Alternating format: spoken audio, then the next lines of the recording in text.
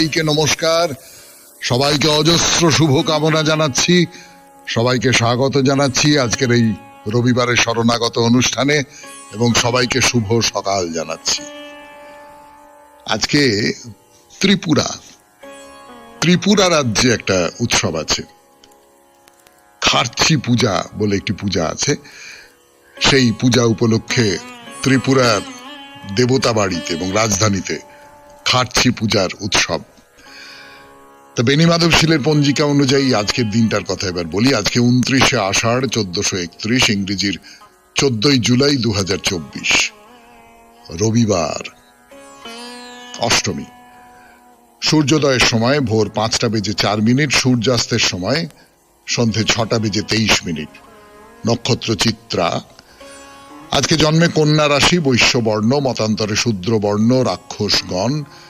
দিনের বেলা 7:06 গতে তুলা রাশি, শূদ্র বর্ণ, মতান্তরে ক্ষত্রিয় বর্ণ। রাত্রি 8:19 গতে দেবগণ। আমাদের হোয়াটসঅ্যাপে চিঠি পাঠাবার নাম্বার 9831922927। চিঠির গোড়ায় অতি অবশ্যই SG লিখতে হবে। সে তো আপনারা জানেন, প্রতিদিনই বলি এবং আপনারা প্রচুর চিঠি দেন, ফলে এই ব্যাপারটা আপনাদের জানা। এটাও জানা যে আজকে রবিবারের শরণাগত অন্য আর 5 দিনের শরণাগতের থেকে একেবারে আলাদা। সেদিনটা আমরা মহাপ্রভুকে নিয়ে কাটাই। মহাপ্রভু শ্রী চৈতন্যদেবের জীবন কথা পর্যায়ক্রমে বলছি আপনাদের, তো আজকেও তাই বলবো, মহাপ্রভুর জীবন কথা। 92.7 বিগ FM এ শরণাগত অনুষ্ঠানে গানের পর ফিরে এলাম শ্রী চৈতন্যদেবের কথা বলবার জন্য 92.7 বিগ FM এ শরণাগত অনুষ্ঠানে। আপনাদের বলেছিলাম যে দাক্ষিণাত্য থেকে ফিরে আসার পরেই মহাপ্রভুর মনে হয়েছিল যে বৃন্দাবনে যাব। বৃন্দাবনে যেখানে শ্রীকৃষ্ণের লীলা ক্ষেত্র, সেই লীলা ক্ষেত্রে যেতে হবে। সেটাই তো তীর্থ, খুব বড় তীর্থ, বৈষ্ণবের খুব বড় তীর্থ, সেইখানে যাব।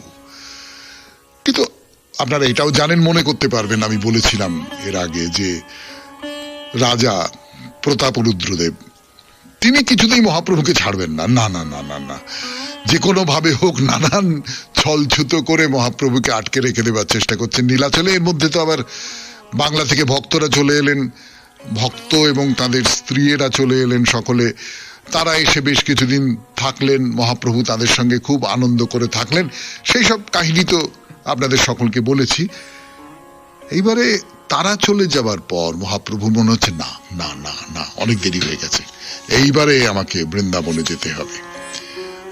বৃন্দাবন ভ্রমণের জন্য একেবারে অসহিষ্ণু হয়ে উঠেছেন। তো সার্বভৌম আর রামানন্দ তাদের ডেকে বললেন যে দেখো, একটা কথা বলি, বৃন্দাবনে যাবার জন্য আমার মন খুব ছটফট করছে, কিন্তু তোমরা যদি সম্মতি না দাও তাহলে তো আমি যেতে পারি না। না, এবারে নিশ্চয়ই যাব। বাংলায় আমার দুটো মুখ্য আশ্রয় আছে, জননী আর জন্মভূমি। তাদের দর্শন করে বৃন্দাবনে চলে যাব, তোমরা দয়া করে অনুমতি দাও। তো প্রথমে এটা বলা মাত্র সার্বভৌম আর রামানন্দ তাদের মাথায় তো প্রায় আকাশ ভেঙে পড়লো। মহাপ্রভু চলে যাবেন, আমাদের ছেড়ে চলে যাবেন, বৃন্দাবনে চলে যাবেন। আর তখনকার দিনে বৃন্দাবন যাওয়া তো আর এখনকার দিনে বৃন্দাবনে যাওয়া নয়। এখনকার দিনে বৃন্দাবন তার কাছাকাছি কোনো এয়ারপোর্টে গিয়ে নামলাম, নেমে বৃন্দাবন দর্শন করে হয়তো পরের দিন ফিরে চলে এলাম, বা ট্রেনে করেও যদি যাই তাহলে কটা দিনের ব্যাপার। কিন্তু তখনকার দিনে বৃন্দাবন যাওয়া মানে সে একটা দুস্তর পথ। মহাপ্রভু একটা ওই রকম দুস্তর পথ পার হয়ে দাক্ষিণাত্য পার হয়ে ফিরে এসেছেন, আবার এইরকম করে বৃন্দাবনে। তারপরে জীবনে আর দেখা হবে কিনা কিছু ঠিক নেই, সার্বভৌমর প্রচুর বয়স হয়েছে, এই সব নিয়ে তো খুব খুব কষ্ট। মানে যেরকম হয় আর কি, কাছের লোক যদি অনেক দিনের জন্য দূরে চলে যাওয়ার কথা বলে তাহলে যেরকম কষ্ট হয়, তাদের কষ্ট অনেক বেশি। যেহেতু আমাদের যে সাধারণ ভালোবাসা, তার তুলনায় রামানন্দ এবং সার্বভৌম তারা মহাপ্রভুকে আর অনেক বেশি ভালোবাসেন, যে ভালোবাসাটা প্রায় ঈশ্বরকে ভালোবাসার সঙ্গে তুলনীয়। কিন্তু তারপরে ওরা অনেক ভেবে দেখলেন যে না, নানান রকম ছলচাতুরি করে তাকে বাধা দেওয়া হচ্ছে দীর্ঘদিন ধরে, কিন্তু এইটা ঠিক হবে না। তার মনের মধ্যে যখন একটা আকাঙ্ক্ষা জেগেছে, সেইটাকে বাধা দিয়ে তার যে সাধনার পথ, সেই সাধনার পথটাকে আটকে দেওয়ার এটা ঠিক কাজ হবে না। তো তারা বললেন যে এখন তো বর্ষাকাল, এই সময়টা যাবেন না, এই সময়টা বাদ দিয়ে বিজয়া দশমী পর্যন্ত অপেক্ষা করুন, তারপর যাবেন। তো মহাপ্রভু বললেন যে হ্যাঁ ঠিকই, বর্ষাকালে যাওয়াটা তো মুশকিল, বর্ষাকালে পথঘাট পিচ্ছিল হয়ে থাকে, তারপরে বৃষ্টি পড়লে আশ্রয় নিতে হয়, সে অনেক রকমের ঝামেলা আছে, কাজী আমি থেকেই গেলাম। করে বিজয়া দশমী চলে এলো 1515 খ্রিস্টাব্দ। এই 1515 খ্রিস্টাব্দের সেপ্টেম্বর মাসে বিজয়া দশমী তিথিতে মহাপ্রভু বৃন্দাবনের উদ্দেশ্যে রওনা হচ্ছেন। তা ভোরবেলা নিত্যকর্ম সেরে জগন্নাথকে দর্শন করতে গেলেন। তার অনুমতি দিতে হবে তো যে আমি প্রভু, আমি যাচ্ছি। তো জগন্নাথ তার অঙ্গের যে চন্দন, তিলক, ডোর সমস্ত মহাপ্রভু সংগ্রহ করলেন। তাকে বৃন্দাবনের পথে এগিয়ে দেবার জন্য কত ভক্ত সব এসেছেন। কাশী মিশ্র আসতে পারেননি, কাশী মিশ্র ওপর দায়িত্ব আছে জগন্নাথ দেবের সেবার। তো ভবানীপুরে রায় রামানন্দ এসে মিলিত হলেন। বাণীনাথ জগন্নাথের প্রসাদ পাঠিয়েছেন, সকলকে নিয়ে সেটা গ্রহণ করলেন মহাপ্রভু, রাতটা সেখানেই কাটালেন।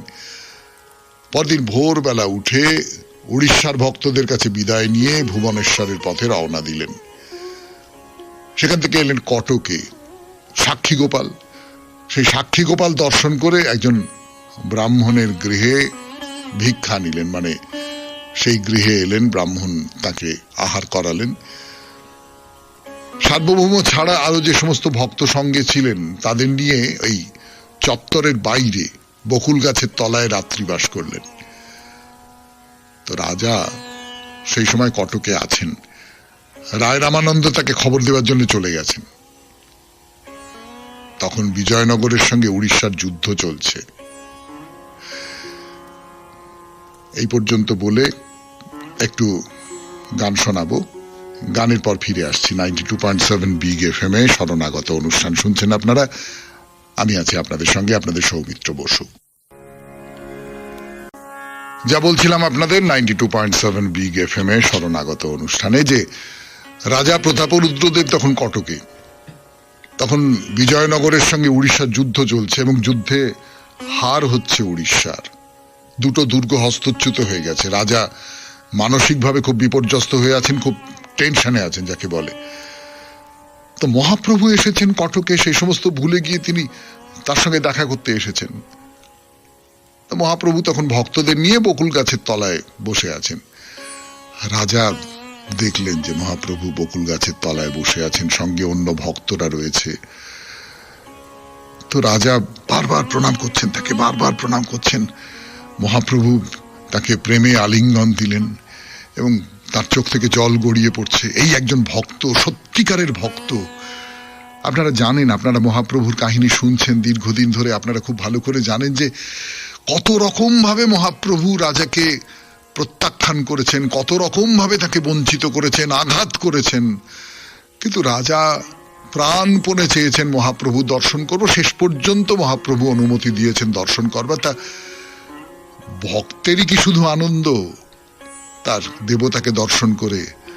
দেবতারও কি আনন্দ নেই ভক্তকে দর্শন করে?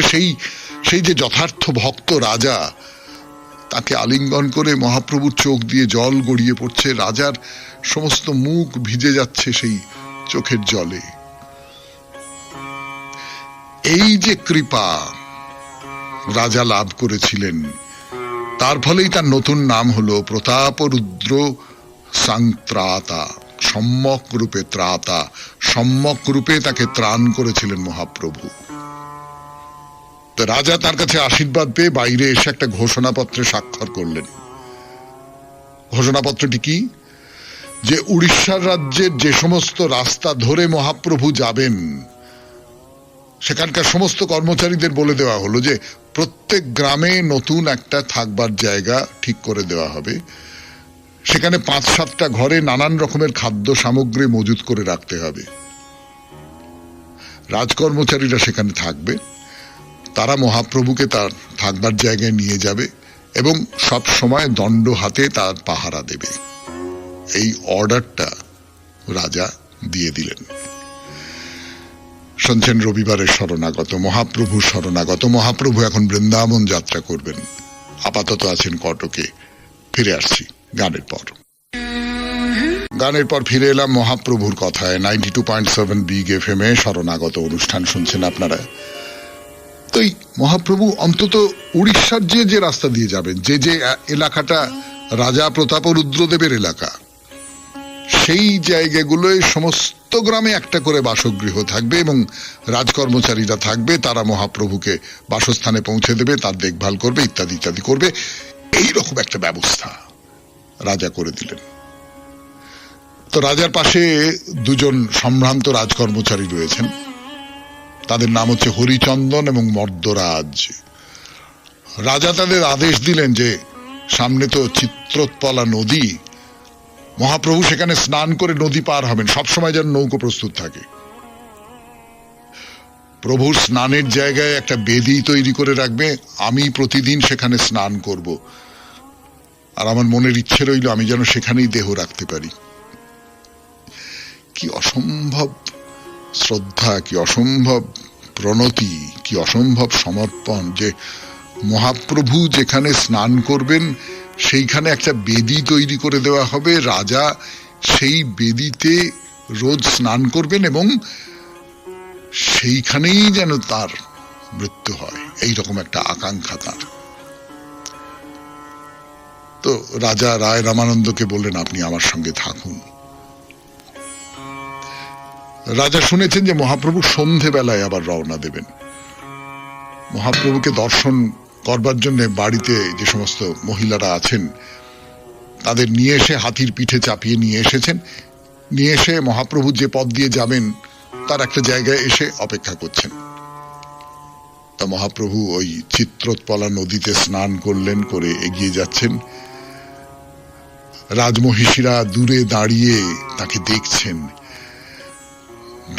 আর হাত জোড় করে কৃষ্ণ কৃষ্ণ কৃষ্ণ কৃষ্ণ কৃষ্ণ কৃষ্ণ বলতে বলতে তাকে প্রণাম জানাচ্ছেন। মহাপ্রভু জ্যোৎস্না রাত, নদী পার হয়ে তিনিও কৃষ্ণ কৃষ্ণ কৃষ্ণ কৃষ্ণ কৃষ্ণ কৃষ্ণ করে হাঁটতে হাঁটতে হাঁটতে হাঁটতে চৌদ্বারে এসে বিশ্রাম নিলেন। সেই রাতটা সেখানেই কাটলো। পরদিন ভোরবেলা উঠে নিত্যকর্ম সেরে জগন্নাথের প্রসাদ গ্রহণ করে আবার হাঁটা দিলেন। মহাপ্রভু উড়িষ্যার মধ্যে যেখানেই থাকুন না কেন তার কাছে প্রতিদিন জগন্নাথের প্রসাদ পৌঁছে যাবে, তার জন্য অনেককে নিয়োগ করা হয়েছে। রাজার আদেশে মহাপ্রভুর সঙ্গে রায় রামানন্দ, হরিচন্দন, মর্দরাজ এরা তো যাচ্ছেনই, তাছাড়া অগণিত ভক্ত যাচ্ছে তার সঙ্গে সঙ্গে। মহাপ্রভুর কিন্তু কোনো দিকে খেয়াল নেই। দুহাত তুলে তিনি কৃষ্ণ নাম গাইতে গাইতে নাচতে নাচতে এগিয়ে চলেছেন। 92.7 বিগ FM এ শুনছেন রবিবারের শরণাগত, মহাপ্রভুর শরণাগত। ফিরে আসছি গানের পর। 0.7 বিগ FM এ শরণাগত অনুষ্ঠানে গদাধর তো কিছুতেই ছাড়বেন না। কোনো যুক্তি দিয়ে গদাধরকে বাঘ মানানো যাচ্ছে না। গোপীনাথের পুজো, আমি যদি তোমার পুজো করি তাহলে গোপীনাথের পুজো করা হবে। আমি ক্ষেত্র সন্ন্যাস, তুমি যেখানে আছো সেটাই আমার নীলাচল ক্ষেত্র, এবং আমি দূরে দূরে যাব। আমি তোমার সঙ্গে যাচ্ছি না, আমি সচিমাতাকে দেখতে যাচ্ছি, ব্যাস। এই পাগলের সঙ্গে আলাপ করে কি হবে? মহাপ্রভু আর আলাপ টালাপ করলেন না, গদাধরকে বোঝাবার চেষ্টা করলেন না। তিনি দ্রুত এগিয়ে যাচ্ছেন, গদাধরও তার পেছনে পেছনে এগিয়ে চলেছেন। কটকের পাশ দিয়ে মহানদী বয়ে যাচ্ছে, সেইটা পেরোতে হবে। তার তীরে দাঁড়িয়ে গদাধরকে ডেকে বলেন, এসো, কাছে এসো, কাছে এসো। তো গদাধর একটু ভয়ে ভয়ে সংকোচের সঙ্গে কাছে এসেছেন। আবার মহাপ্রভু কি বলেন, আবার তাকে তার যুক্তি জাল বিস্তার করতে হবে। মহাপ্রভু তাকে আলিঙ্গন করলেন, করে বললেন, গদাধর, ক্ষেত্র ত্যাগ করে, গোপীনাথের সেবা ত্যাগ করে তুমি শুধু তোমার মনোবাঞ্ছা পূরণ করতে আমার সঙ্গে এত দূরে এসেছো, আর কেন? তোমার উদ্দেশ্য তো সিদ্ধ হয়েছে। এখনো যদি আমার সঙ্গে থাকো তা হবে শুধু আপন ইন্দ্রিয় বাসনা চরিতার্থ করা। ওই যে বৈষ্ণবীয় অনুশাসন আছে, কৃষ্ণেন্দ্রিয় প্রীতি বাঞ্ছা তারে বলি প্রেম। তুমি এইভাবে আমাকে দুঃখ দিচ্ছ, এবারে যদি সুখ দিতে চাও তাহলে তুমি নীলাচলে ফিরে যাও। আমার শপথ রইল যদি তুমি আর কিছু বলো। বলে গদাধরের দিকে না তাকিয়ে তিনি ওই বালুকা ভূমির ওপর দিয়ে ছুটে ছুটে চলে যাচ্ছেন। এরপরে আর কি কথা থাকতে পারে? একজন ভক্ত, যথার্থ ভক্ত, গদাধর তো যথার্থ ভক্ত, এবং বৈষ্ণবরা তাকে বলেন যে মহাপ্রভুর কান্তা রূপ, সে কথা তো বললাম একটু আগে। তিনি যদি এইরকম করে বলেন যে আমার শপথ রইল তুমি আর কোনো কথা বলবে না, তুমি ফিরে যাবে, আর তো কিছু করার নেই। গদাধর সেইখানে চুপ করে দাঁড়িয়ে রইলেন। একেবারে তার প্রায় জ্ঞান চলে গেছে, এইরকম একটা অবস্থা, অজ্ঞান হয়ে গেছেন, সংজ্ঞা লুপ্ত হয়ে গেছে। মহাপ্রভু তার দিকে আর পিছু ফিরে তাকালেন না, স্নান করলেন, নৌকোয় গিয়ে বসলেন। দূর থেকে শুধু একবার দেখলেন গদাধর অচেতন হয়ে মাটিতে পড়ে আছেন। মহাপ্রভুর মধ্যে কোনো অস্থিরতা টের পাওয়া গেল না। তবে সেখান থেকে সার্বভৌমকে আদেশ করলেন, গদাধরকে তুমি নীলাচলে ফিরিয়ে নিয়ে যাও সার্বভৌম। নৌকো এগিয়ে চলেছে, প্রায় অন্যদিকের পারে চলে গেছেন, দেখলেন সার্বভৌম গদাধরকে তুলে ধরেছেন। 92.7 বিগ FM এ শুনছেন রবিবারের শরণাগত। মহাপ্রভু চলেছেন বৃন্দাবনের উদ্দেশ্যে। ফিরে আসছি গানের পর। গানের পরে ফিরে এলাম 92.7 বিগ FM এ রবিবারের শরণাগত অনুষ্ঠানে। মহাপ্রভুর কথা বলছি আপনাদের, বলছি আমি আপনাদের সৌমিত্র বসু। তো গদাধর তো অজ্ঞান হয়ে পড়েছিলেন, সার্বভৌম তাকে ধরে ধরে তুললেন। গদাধর মানতে পারছেন না কিছুতে। মহাপ্রভু যেভাবে আদেশ করে গেছেন যে না তুমি আমাকে এইটা নিয়ে আর কোনো কথা বলবে না, তুমি ফিরে যাবে নীলাচলে। বেশ, ফিরে যাব। সার্বভৌম তাকে সান্ত্বনা দেবার জন্য বলছেন যে শোনো গদাধর, আমি তোমাকে বলি মহাপুরুষদের লীলা এইরকম। ভগবান শ্রীকৃষ্ণ ভক্ত বাৎসল্যের কারণেই ভক্তের প্রতিজ্ঞা রক্ষা করবার জন্য প্রতিজ্ঞা ভঙ্গ করে অস্ত্র ধারণ করেছিলেন। তোমার বিচ্ছেদে কি মহাপ্রভুর কষ্ট হচ্ছে না? খুব কষ্ট হচ্ছে, বিশ্বাস করো, আমি বুঝতে পারি। আমি মহাপ্রভুকে চিনতে পারি যতটুকু, তাতে করে বুঝতে পারি যে মহাপ্রভু খুব কষ্ট সহ্য করছেন। কিন্তু না, তুমি তোমার ক্ষেত্রবাস, তোমার গোপীনাথের সেবা, তাকে তুমি ভুলে যেতে পারো না। তোমাকে মহাপ্রভু তোমার দায়িত্ব সম্পর্কে, তোমার কর্তব্য সম্পর্কে, তোমার ধর্ম সম্পর্কে সচেতন করে দিচ্ছেন। তুমি ভুলে গিয়েছিলে, আবেগে বিহ্বল হয়ে ভুলে গিয়েছিলে। সেই আবেগকে কঠোর হাতে দমন করছেন তিনি, কঠোরভাবে আঘাত করছেন তিনি। এইসব কথা সার্বভৌম বলছেন গদাধরকে, আর গদাধর শুধু মহাপ্রভুর কথা ভাবছেন, শুধু মহাপ্রভুর কথা ভাবছেন। যে কৃষ্ণ শূন্য বৃন্দাবন, বিরহী রাধার ভাব কৃষ্ণ অন্বেষণে মহাপ্রভু বৃন্দাবনে যাচ্ছেন। তিনি সেখানে যাবেন, তার মনের মধ্যে কি হবে? সেখানে তো কৃষ্ণ নেই। সেই জন্যই তো তাকে বাঁচিয়ে বাঁচিয়ে রাখবো বলে আমি তার সঙ্গে যেতে চেয়েছিলাম। তো যাই হোক, সার্বভৌম তো গদাধরকে নানান রকম বুঝিয়ে টুঝিয়ে প্রবোধ দিয়ে নীলাচলে ফিরিয়ে নিয়ে এলেন। আমরা আবার মহাপ্রভুর দিকে যাই। মহাপ্রভু এবার কটক থেকে জাজপুরে এসে পৌঁছেছেন। বৈতরণী নদী, বৈতরণী নদীর ধারে পবিত্র তীর্থস্থান হচ্ছে জাজপুর। এই মহাভারতের বনপর্বে ওই জাজপুরের নাম পাওয়া যায়। রাজা যজাতি, যিনি পুরী মন্দিরের নির্মাণের কাজ শুরু করেছিলেন, তার নাম অনুসারে হলো জাজপুর। জাজপুর হচ্ছে রাজধানী। মহাপ্রভুর কথা বলতে গিয়ে মহাপ্রভু জাজপুরে এসে পৌঁছেছেন। জাজপুর নিয়ে একটা দুটো কথা বলবো 92.7 বিগ এফএম এ শরণাগত অনুষ্ঠানে গানের পর। ফিরে এলাম গানের পর। শুনছেন রবিবারের শরণাগত, মহাপ্রভুর কথা বলছি আপনাদের 92.7 বিগ এফএম এ শরণাগত অনুষ্ঠানে। মহাপ্রভু এখন জাজপুরে এসেছেন। সুলতান মাহমুদ কানৌজ আক্রমণ করলে 10,000 ব্রাহ্মণ স্বদেশ ত্যাগ করে এখানে চলে আসেন। তো সেই সময় রাজা যযাতি বৈতরণী নদীর ধারে অশ্বমেধ যজ্ঞের অনুষ্ঠান করছিলেন। তা সেই সমস্ত ব্রাহ্মণেরা তারা তো কানৌজ থেকে উৎকলে চলে এসেছেন। সেই উৎকলে চলে আসা ব্রাহ্মণদের তিনি শ্রী চৈতন্যদেবের একজন পূর্বপুরুষ, ওখানকার একটি জায়গা শাসন, সেখানে এই ব্রাহ্মণেদের বাস ছিল, সেখানকার গোষ্ঠীপতি ছিলেন। পরবর্তীকালে তাদের এক উত্তর পুরুষের সঙ্গে সেই সময়কার রাজা কপিলেন্দ্র দেবের বিরোধ হয়। তখন সেই উত্তর পুরুষ, মহাপ্রভুর যে উত্তর পুরুষ, সম্ভবত তার নাম ছিল উপেন্দ্র মিশ্র, জাজপুর ছেড়ে শ্রীহট্টে চলে যান। যে জন্যে শ্রী চৈতন্যদেবের বংশ কান্ডকুব্জ থেকে আসা রাঢ়ী শ্রেণীর বাৎস গোষ্ঠীর ব্রাহ্মণ বলে পরিচিত হয়। এই যে কানৌজ থেকে তারা চলে এসেছিলেন এই জাজপুরে, মানে শাসনে, সেখান থেকে আবার তারা শ্রীহট্টে চলে যান। এটা একটা মত। আর একটা মত বলে চৈতন্যদেবের বাবা জগন্নাথ মিশ্র মিথিলা থেকে এসেছিলেন, তিনি বিদ্যাপতির সমসাময়িক ছিলেন।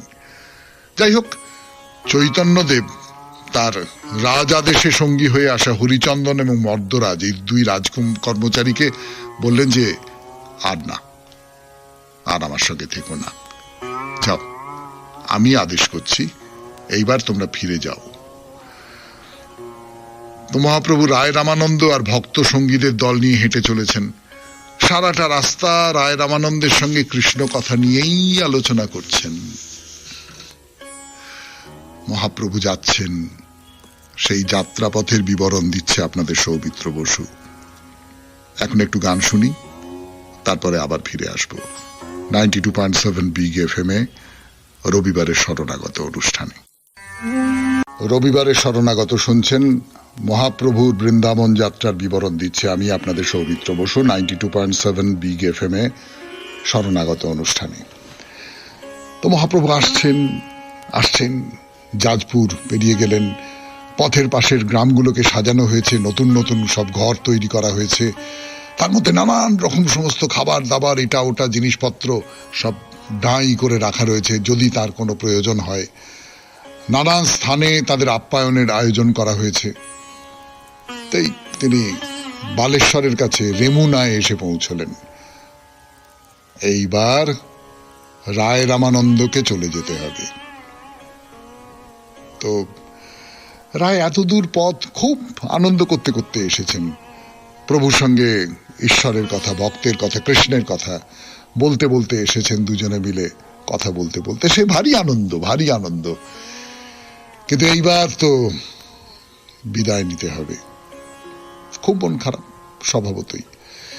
এতটাই কষ্ট পেয়েছেন যে তিনি জ্ঞান হারালেন রামানন্দ। তা মহাপ্রভু সস্নেহে তাকে কোলে তুলে নিয়ে তার সেবা শুশ্রূষা করে তাকে সুস্থ করলেন। রেমুনাতেই রায়কে বিদায় জানিয়ে উড়িষ্যার সীমানা বরাবর যাচ্ছেন মহাপ্রভু। গিয়ে মন্তেশ্বর নদীর ধারে গিয়ে পৌঁছলেন। সেখানে উড়িষ্যা সীমান্তের যিনি রাজ অধিকারী তাদের বরণ করে নিলেন। তা মহাপ্রভু সারাটা রাস্তা তো নৃত্য কীর্তন করতে করতে আসছেন।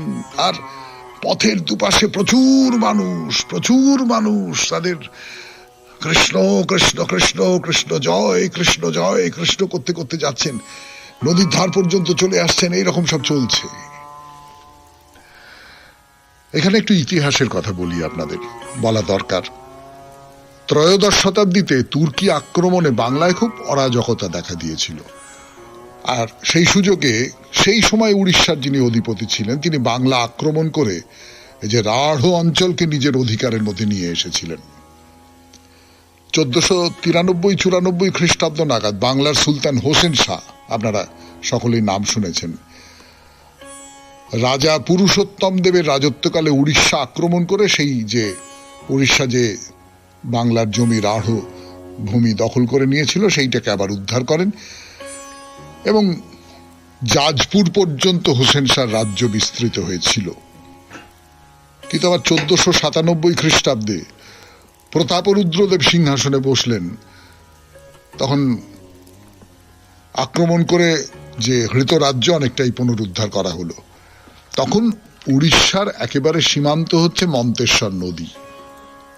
এই মন্তেশ্বর নদী এখন আর নেই, পাওয়া যায় না। আর রূপনারায়ণ নদী তো আছে, আপনারা সকলেই জানেন। তো অনেকে অবশ্য কাঁসাই বা মুন্ডেশ্বরীকে মন্তেশ্বর নদ বলে মনে করেন। যাই হোক, তো এই মন্তেশ্বর নদের ওপারে হচ্ছে যবন রাজ্য এবং এখান থেকে বেশ খানিকটা মুসলমান রাজার অধীন। তা উড়িষ্যার যিনি রাজপ্রতিনিধি তিনি মহাপ্রভুকে বললেন যে মন্তেশ্বর নদের ওপারে পিছলদা তো যবন রাজার অধিকারে এবং সেখানকার সুলতানের প্রতিনিধি নিজেও যবন তো বটেই এবং অত্যন্ত মদ্যপ, অত্যন্ত খারাপ লোক। অনেকে তার ভয়ে নদী পার হয় না। আমি বলি কি আপনি দিন কতক এখানে থাকুন, আমি তার সঙ্গে একটা সন্ধির প্রস্তাব করছি, সেটা হয়ে গেলে আপনি স্বচ্ছন্দে নৌকো করে চলে যেতে পারবেন। বেশ, মহাপ্রভু সঙ্গী সাথীদের নিয়ে সেখানে থেকে গেলেন। সব সময় কীর্তন করেন, ভজন করেন, এইরকম চলতে লাগলো। শুনছেন রবিবারের শরণাগত 92.7 বিগ FM এ। আমি আছি আপনাদের সঙ্গে, আপনাদের সৌমিত্র বসু। প্রায় শেষ হয়ে এসেছে শরণাগত, আর অল্প কিছু কথা বলবো মহাপ্রভুর এই ভ্রমণ কাহিনী, বৃন্দাবন যাত্রার কাহিনী গানের পর। তা মহাপ্রভু তো এখানে থেকে গেলেন, মন্তেশ্বর নদীর তীরে এখানে থেকে গেলেন। রাজকর্মচারী বলেছেন তাকে। শুনছেন 92.7 বিগ FM এ শরণাগত, রবিবারের শরণাগত। তখন উড়িষ্যার সঙ্গে বাংলার কোনো যুদ্ধ বিগ্রহের ব্যাপার ছিল না, তবু একটা তো টেনশনের জায়গা রয়েছে। নিরাপত্তার কারণে এই সমস্ত অঞ্চলে সীমান্ত বরাবর নানান রকম গুপ্তচর সব থাকতো। তো তাদের মধ্যে একজন চলে এসেছে, এসে মহাপ্রভু এবং তার দলের সঙ্গে মিশে খবর টবর জোগাড় করেছে, করে ওপারে গিয়ে খবর দিয়েছে যে জগন্নাথ ক্ষেত্র থেকে একজন সিদ্ধ মহাত্মা অনেক সব সঙ্গী সাথী নিয়ে ওই দিকের সীমান্তে রয়েছেন। সবাই খুব কীর্তন করছে, সব কান্নাকাটি করে, নাচে, আর তার কাছাকাছি আসবার জন্য দলে দলে সমস্ত লোক সেইখানে আসছে। তাদের মধ্যে কেউ কেউ ফিরে যাচ্ছে, আবার অনেকে তার সঙ্গে থেকে নৃত্য কীর্তন এই সমস্ত একবারে মগ্ন হয়ে যাচ্ছে, আর ফিরে যেতে চাইছে না। গুপ্তচর বলছে যে খুব সুন্দর দেখতে, দিব্যকান্তি শরীর, মনের ভাব দেখলে তাকে সাক্ষাৎ ভগবান বলে মনে হয় তিনি সত্যিই ভগবান। শুধু নৃত্য কীর্তন করছেন, দেখলে মুগ্ধ হয়ে যেতে হয়। তো এইসব কথা শুনে যাকে বলা হচ্ছে যে অধিকারী, তার মনে খুব কৌতূহল জেগেছে। আচ্ছা, তুই এরকম করে বলছো, মানে গুপ্তচর তো সাধারণত এরকম আবেগ বিহ্বল হয়ে কথা বলে না, তো সত্যিই কি ভগবান? দেখতে হবে তো। তো তখন তিনি নিজের একজন বিশ্বস্ত অমাত্যকে ওই উড়িষ্যার যিনি রাজপ্রতিনিধি তার কাছে পাঠালেন। রাজপ্রতিনিধি তাকে মহাপ্রভুর কাছে নিয়ে গেছেন। তিনি দূর থেকে দাঁড়িয়ে মহাপ্রভুকে দেখছেন, আর দেখতে দেখতে দেখতে দেখতে কিরকম একটা মনের মধ্যে হচ্ছে, যেন একটা ব্যাকুলতা তৈরি হচ্ছে মনের মধ্যে, ভালোবাসার একটা ব্যাকুলতা। বেশিক্ষণ তিনি দাঁড়িয়ে থাকতে পারলেন না, তাড়াতাড়ি মহাপ্রভুর কাছে চলে গেলেন, গিয়ে তার পা দুটো জড়িয়ে ধরে অঝরে কাঁদছেন। তো সবাই, কি হয়েছে, কি তুমি কে, কোথাতে তুমি এইরকম করে কাঁদছো, কি হয়েছে তোমার? তো একটু সুস্থ হলে তিনি উড়িষ্যার রাজপ্রতিনিধিকে বললেন, আমাদের সেনাপতি শুধু একবার ওর সঙ্গে দেখা করবেন, তুমি অনুমতি দাও। এই নিয়ে কোনো চিন্তাকে মনে স্থান দিও না, আমরা আমাদের দুজনের মধ্যে এই সন্ধিটা হোক, ওকে একবার দর্শন করতে দাও। তো উড়িষ্যার রাজপ্রতিনিধি তিনি দেখলেন যে এই লোকটার মধ্যে একটা অদ্ভুত পরিবর্তন হয়েছে, সে অনুমতি চাইছে। যে সেনাপতি, জবন মদ্যপ যে সেনাপতি, খুব খারাপ লোক, যাকে নিয়ে ভয় ছিল, সে মহাপ্রভুকে দর্শন করতে চাইছে, তার জন্য অনুমতি চাইছে। তো রাজপ্রতিনিধি বলেন, বেশ, অনুমতি দিলাম, কিন্তু কোনো অস্ত্র শস্ত্র নিয়ে আসা যাবে না। 5-7 জন দেহরক্ষী নিয়ে আসতে পারো, কিন্তু কোনো অস্ত্র নিয়ে আসা যাবে না। শেষ করি আজকের শরণাগত, রবিবারের শরণাগত। 92.7 বিগ FM এ রবিবারের শরণাগত এই রবিবারের মতো শেষ হলো। আমাদের হোয়াটসঅ্যাপে চিঠি পাঠাবার নাম্বার 9831922927। চিঠির গোড়ায় অতি অবশ্যই SG লিখতে হবে। সবাই খুব ভালো থাকবেন, আনন্দে থাকবেন। নমস্কার। সবাইকে নমস্কার, সবাইকে অজস্র শুভ কামনা জানাচ্ছি, সবাইকে স্বাগত জানাচ্ছি আজকের এই রবিবারের শরণাগত অনুষ্ঠানে, এবং সবাইকে শুভ সকাল জানাচ্ছি। আজকে